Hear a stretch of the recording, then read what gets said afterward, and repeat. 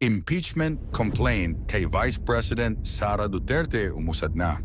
Viral na nga ngayon ang ginawang pagdinig ng House of Representatives laban sa isinumiting impeachment complaint laban kay Vice President Sara Duterte.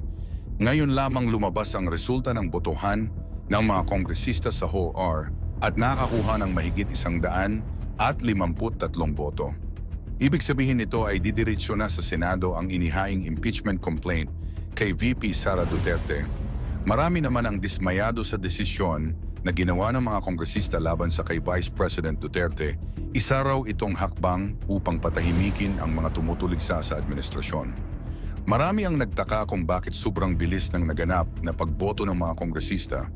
Tila sinabay raw ito sa paglabas ng desisyon ng Korte Suprema upang questionin ang General Appropriation Act na sinasabing illegal. Matatandaan natin na naglabas ng kautusan ang Korte Suprema upang magkomento ang Senado at Kongreso at si Executive Lucas Bersamin laban sa inihaing reklamo ni Attorney Vic Rodriguez at Sid Ungab. Ngayon marami ang nagtataka kung bakit ganoon na lamang kabilis lumabas ang resulta at agad itong naipasa. Marami dismayado sa nangyari. Matatandaan natin mahigit 32 milyon ang nakuhang boto ni VP Sara at hindi makapaniwala ang karamihan kung bakit iilang tao lamang ang may kapangyarihan na ipatanggal na sa pwesto si VP Sara.